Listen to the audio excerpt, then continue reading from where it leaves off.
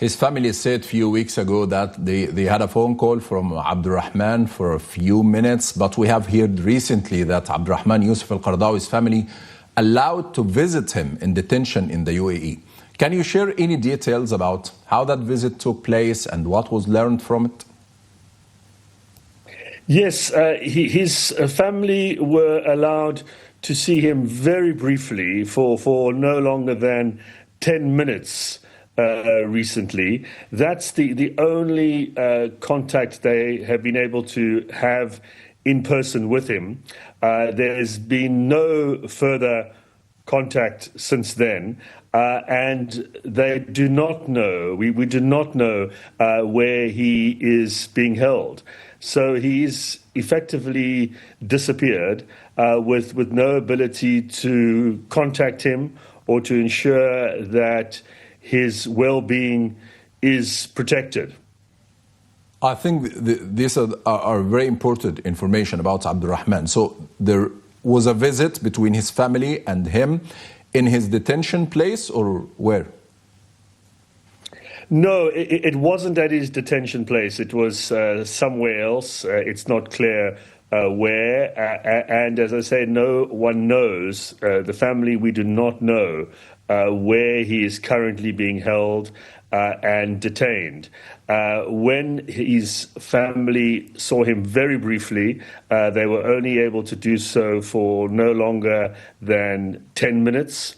He appeared to be all right, but one never knows. They were not able to speak with him freely, and as I say, they have no contact since then. He is being held somewhere, we don't know where, in solitary confinement, so on his own, which is very concerning because, as we know, such confinement is not lawful. It has been held to constitute torture, to be held in such conditions and without access to your family and lawyers. Yeah, but what happened during this visit? Did the family share with you some details? The family was able to speak very briefly with him, not go into any details, and it was not possible to get a real sense of what was going on. But most importantly, they haven't been able to have any contact with him since, and they don't know where he is, and no way of reaching out. This is prohibited as a matter of international law. It's contrary to all recognized human rights standards. How was he? How was his health? Any signs of torture or ill treatment? The family reported that from what they could see, he was all right, but one can never tell fully in these circumstances when the visit is so short. But they were able to confirm that he is being held in solitary confinement, which, as I've emphasized, is widely regarded as an unlawful form of detention in these circumstances, which can constitute torture.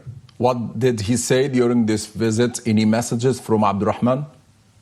No, he was not able to convey anything in the form of a message. It was a very brief exchange, and it wasn't possible to have any meaningful conversation, especially in such a short period of time. Usually, under international standards, you would be required to allow access to family, friends, to lawyers, doctors, to those who are being held in detention. But none of that is applicable in his case. Also, very significantly, we don't know what the charges are. He hasn't been charged with anything. He hasn't been brought, as far as we are aware, before a court of law.